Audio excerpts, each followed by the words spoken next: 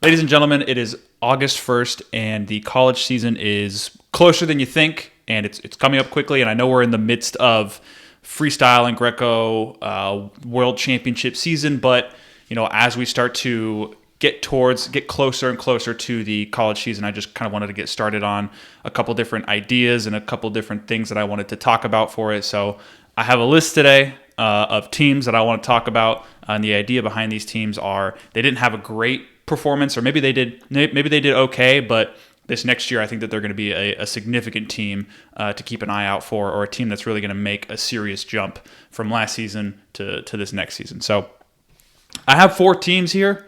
Not really, I listed them 4-1, and I'll go in that order. The order is kind of arbitrary. I guess there's maybe a little bit of reasoning behind it, but I don't have any strict criteria. So let's just get right into the list here. The 4th team, or the I guess the lowest rated, I don't know, whatever you want to think about it. The first team we'll talk about is Stanford.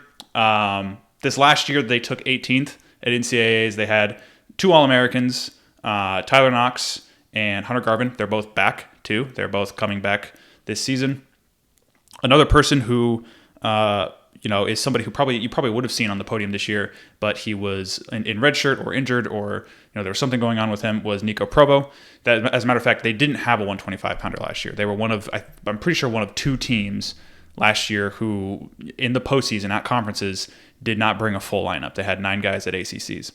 So Nico Provo will slot in at that 125 spot. Tyler Knox, who again was an All-American, he took 8th last season at 133. Now the deal with 133 is it's going to be crazy tough, and that's another thing that I want to get into, later on. But for now, just think about, yes, Tyler Knox is back. Yes, he managed to finish on the podium. He took 8th last year. It's not going to be as easy this season as it was last year. But we also saw Tyler Knox beat a guy like Drake Ayala, so he's got a lot of potential. A guy coming off of red shirt at 141 is Aiden Valencia. He went 3-3 last year with losses to Sergio Lemley, Cale Happel, and Ed Scott. He wrestled 157 for a duel, I guess. Why exactly, I don't know. But, that happened. He beat Eli Rivera, Ryder Block, and Zach Redding. So quality losses and quality wins. This is going to be a guy who at 141 is a real name to look at. Is he going to be contending with Brock Hardy and Jesse Mendez? No, not necessarily. But somebody who's in the running for an All-American finish, definitely. So you have Provo, Knox, Valencia, all right off the bat. That's a killer first 3. And we even saw with Aiden Valencia during this freestyle season that he's pretty tough. So after that, we have EJ Parco, the younger brother of Kyle Parco. So, there's pedigree to that. We'll see what he looks like. He's coming off of red shirt. Probably based off his results, he's this season probably at best a qualifier unless he makes a significant jump. But a qualifier is still a quality guy in your lineup. 157, Daniel Cardenas, also coming off of red shirt, took 4th in 2024. And the only loss that he has to a guy in the field at 157 still is Meyer Shapiro, who he lost to him on the backside of NCAAs, but he beat him on the front side. So he's pretty good. He's got a guy that you will almost certainly see on the podium at 157. Is he a title contender? I don't know. We will really have to see what 157 looks like at the top, but Daniel Cardenas is definitely good. He's definitely tough. He showed that he's also capable at freestyle. He was a U23 Nationals finalist, losing to Caliendo. So, yeah, I mean, Provo, Knox, Valencia, Parco, Cardenas, killer starting 5. And then moving on to your 6th guy, Hunter Garvin, took 6th this last year, took 6th the year before. He's shown that he has the potential to really compete with some of these top-level guys. Now, maybe are there some gas tank issues or just closing out his matches? Yes. What does that look like? Hunter Garvin, I think, is a guy who can... If there's a list of people who have an outside shot of beating Mitchell Mesenbrink, I think he's one of them. Now, is it likely, or is it something that you could see happen consistently? No, I think he would have to catch him in some way, but he's got the firepower to do it. And then moving on after that is Lorenzo Norman at 174. Maybe a guy you could see fill out to 184. I think Lorenzo Norman is the guy who he was a qualifier last year, and we even saw him at NCAAs he was beating Keegan O'Toole going into the third period. Now he loses to Keegan in that match, and then he loses his the following match, and he doesn't place. And he had a great regular season last year, and then things just started to fall apart towards the end of the season. So if things can kind of stay together for him in some capacity, then we could start to see Lorenzo Norman do something like significant at 174, or even if he bumps up to 184, because this is kind of the point where Stanford's lineup starts to trail off. You could see Ty Montero at 184 if Lorenzo Norman stays at 174, Brooke Myers at 197, and Jackson Mankowski at 285. So that's how their lineup fills out. But really, it's that starting group, that starting block. They're killers. So I think you can pretty safely assume that they'll do better than 18th at NCAAs in 2026, and I think they'll have a great regular season too. But that's what we have for them so far. So from there, we'll move on. All right, our next team, NC State. So we're sticking in the ACCs. This team, they took 8th at NCAAs last year, a top 10 finish. They had 3 All-Americans. That's a good team. They had an NCAA champion, Vince Robinson. Jackson Trumbull took 4th, and Matt Singleton took 7th. This is a good team. But I think with the way things have played for them in this postseason, with the transfer portal, there's been a little bit of bad, but I think there's been good as well. And so we can look at where things have kind of shaken out for them, with their lineup and what it's going to look like this year. So starting off at 125, Vince Robinson, returning national champ. Probably one of the less confident returners, like returning national champs, just because of the nature that 125 pounds is as a weight class. I mean, at NCAAs, Vince was, an exchange away from losing to Mark Anthony McGowan from Princeton in, I think, the round of 16 or something like that. So, does Vince Robinson assert himself as I'm going to go out there, I'm going to win a national title, or I'm at least going to be in the NCAA finals? Probably not. I wouldn't feel confident in it. But I could, we'll see how his season plays out, but I could see him being a top 4 guy again. He's shown that he's really good. So I feel good about Vince. Can I see him being a national champ moving forward for sure? No, not necessarily, but he'll be an All-American the way I see it. At 133, I have Zach Redding. He's an Iowa State transfer. If he can make this weight, that's kind of the big ask for what we would want to see here. Excuse me. And I mean, that might be a bit much, but this is where things would kind of make the most sense for their team to make the lineup the smoothest, basically. So if he can make it, he's definitely an NCAA qualifier. He might be, again, 133. If he is at 133, it just makes a weight class that's tough, even tougher. We saw him there back I want to say in 2022 or 2023. And I think he was around a 16 or around a 12 guy at 133 pounds. Super tough. You get him in that NC State room, things might look even better for him. 141, Ryan Jack. He's coming off of red shirt. He was at 7th. He finished at 7th in 2024. 141 pounds. Things are a little bit lighter after your top guys. So see him on the podium. Maybe he is a guy that contends with a Jesse Mendez and a Brock Hardy. That remains to be seen, but I'm not going to rule it out. So 149 pounds, Coy Biskins. He was a qualifier last year. Maybe he can be a guy who sneaks onto the podium at 149 pounds. I don't want to say yes. I don't want to say no with this. I think if we also see him finish in the round of 16 or round of 12, he's still scoring points for his team. He's a guy who it really depends on how this offseason has gone for him, how training has been, how training has looked for him. So we could also, another person that you might want to consider is Daniel Zepeda. He'd be a true freshman, but we've seen a lot of promise out of a guy like Daniel Zepeda. So I'm not going to rule it out, but I think he would have to show some significant promise to get the start over a guy like Coy. 157, this is probably the guy who I'm the most excited for coming off of red shirt, at least specifically for NC State. And that's Jackson Arrington. He is up in weight. He looked great during his redshirt season last year. He was a round of 12 finisher the year before. He's at least an All-American contender. 157 is, it's a little bit of a different weight class. I don't want to call it weaker, but things just seem to kind of get out of hand towards the end of the season, right? Like we saw Northwestern's 157 pounder Trevor Chumbley, I think he was the 20-something seed, and he ended up finishing in fourth. So we see these types of things happen at 157. It's that weight class that's right in the middle. Things just always kind of play out that way for them. So Jackson Arrington, he'll be an exciting look, and probably possibly a guy that NC State could have finished on the podium. 165, Aaron Faison. Not a lot to say about him, but a guy to have in the lineup who will win you some matches in duels and can possibly be a fringe qualifier for you. 174, Matthew Singleton. He took 7th last year.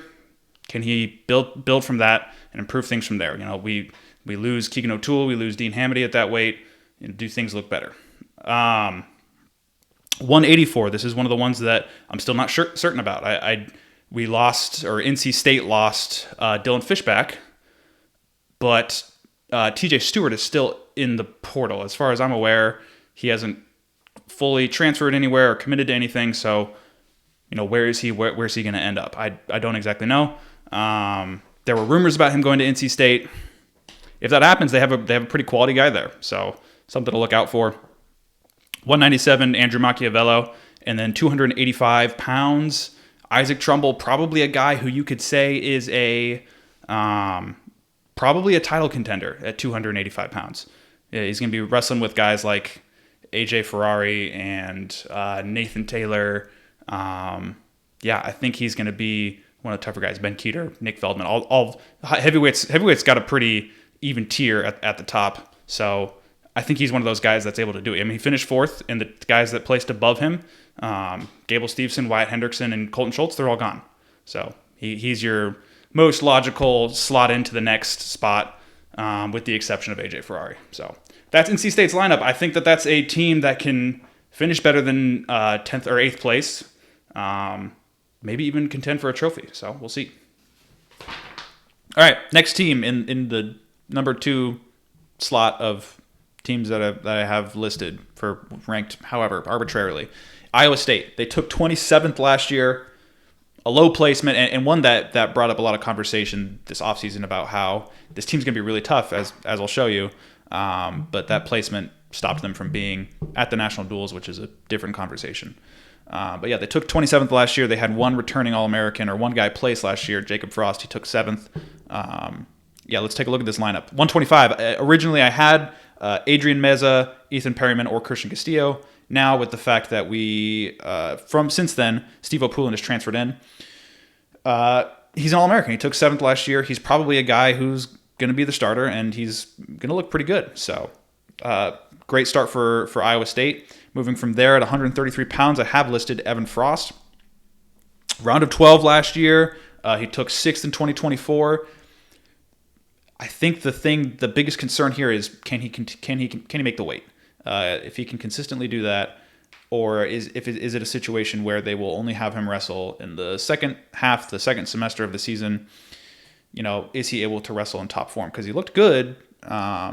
He's looked good these last 2 years overall, but staying healthy and not letting that weight cut wear you down, that matters too. That's important. Moving on from there, 141 pounds. Now this could go one of two ways. Based on what we've heard from inside the Iowa State room, Jacob Frost, who took 7th at that weight last year, he's looking pretty big. So maybe he is a guy who we see move up to 149, and Anthony Etchemendia, who was an All-American the previous season at 100 or 2024, if he is a guy who can drop down to 141, then we just see these guys flip-flop. Because last year we were initially going to see Etchemendia there, and then injury took him out. So again, Jacob Frost, Anthony Etchemendia, 41-49, however that shakes out, that's what we would see. So, and again, these guys have both finished on the podium. It's something they can do again. We'll just see how it looks from this year. 157, Paniro Johnson or Vinny Zerban. Both these guys have had great years, previous seasons. Vinny Zerban placed last year. Paniro Johnson's a 2-time Big 12 champ, and then things just don't pan out for him at NCAAs. So what does that look like? this upcoming season. We'll see. 165 pounds, we have Aiden Riggins, Connor Uton, or Melton Poe, who transferred in. He's a JUCO champ. This is probably going to be a weight class that we see get shuffled around a little bit this year. Connor Uton looked good against Michael Caliendo early last year, and then he got a knee injury. Aiden Riggins slotted in, and he did, so-so, not amazing, not phenomenal, but, still well enough to put himself in contention as one of the starters for this team at this weight. Now, Melton Poe's a JUCO champ. How do things translate from that to the D1 level? We'll see. I think with these three guys, it's something to consider for sure. 174. Last year, he went 0-2 at NCAA's MJ Gaitan. He lost to Danny Wask and Lenny Pinto. That's kind of a bad beat. That's a tough break to have those two guys. The year before, he was around at 12. Depending on how things go, depending on how his trajectory looks, he could be a guy that finishes on the podium. Just really depends on what things are like for him off the mat and how he's doing during this offseason for training. So 184, Isaac Dean, transfer from Rider, round of 16 the year before. Does being in the Iowa State room kind of allow for him to make that jump from round of 16 to the podium? We'll see. I think he's a pretty athletic guy. I think he'll be a person to keep an eye on for the Iowa State Cyclones. 197, Rocky Elam, another transfer. Transferred from Mizzou 2 seasons ago. Or last season, he was injured. And now, probably a guy that we could see as a title contender at this weight. Outside of Josh Barr, I don't see a whole lot of people consistently contending with him as long as we see a healthy Rocky Elam. That's the biggest question. Initially, I had AJ Ferrari listed as another title contender, but he's up at heavyweight. Different story. Maybe we see Cody Merrill in the mix at 197. We'll see. 285, Younger Bastida. Injured last year. Back as a probable title contender. This is a guy that I failed to mention when I was talking about Isaac Trumbull. If he can stay healthy, he's shown in the past he's one of those guys at heavyweight. He'll probably place unless he gets injured, and then he might lose in the blood round again, but he's still going to show up and put some points on the board. So this team, this Iowa State team, definitely going to do better than 27th place as long as everybody stays in one piece. Might even contend for a trophy.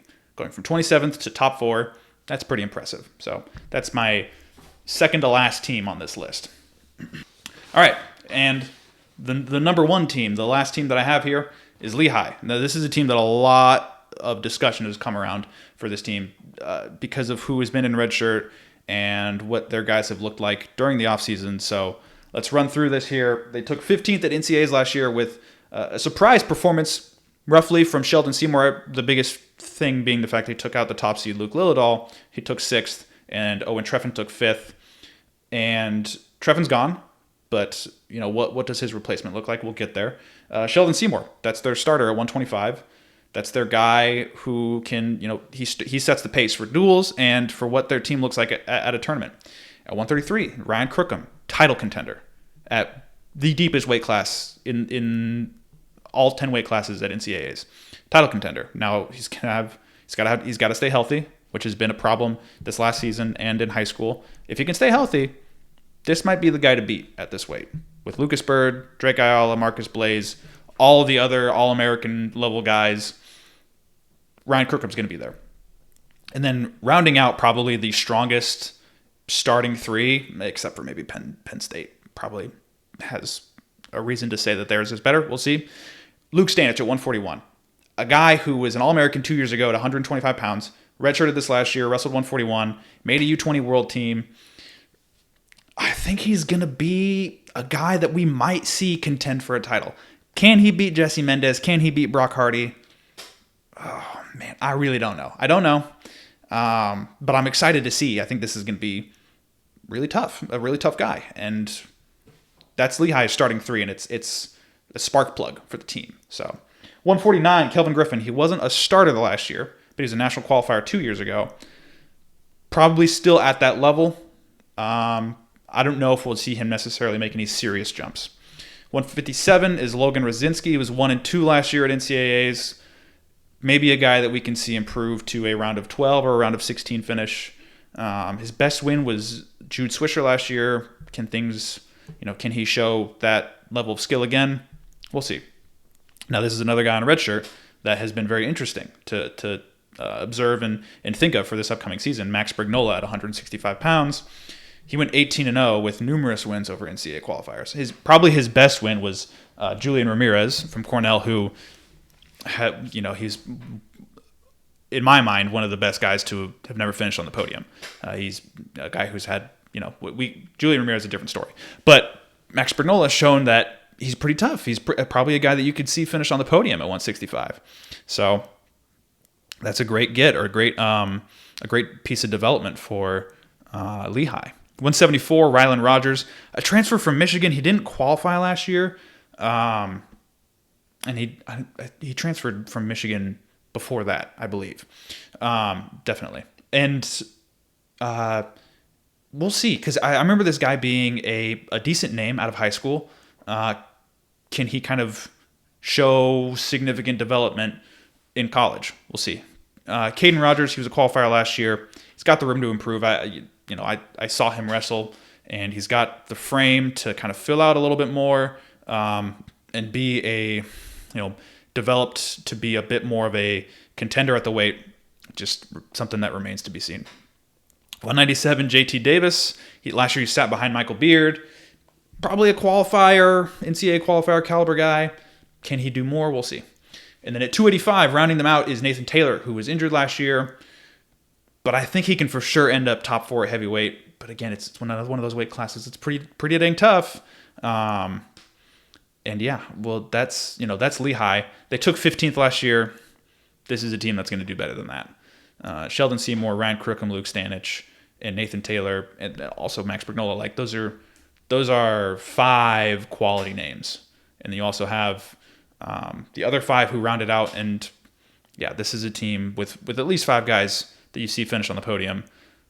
They're going to be tough. They're going to be really good this year. Yeah, and that's it for this. Let me know if there's I got other ideas for videos, pieces of content as we start to move into the college season. But if you have other ideas that you are interested in me doing, leave a comment down below. Tell me whatever it is you're interested in, and I'll add it to the backlog, or I don't know, whatever you want to call it. But for now, that's it. So goodbye.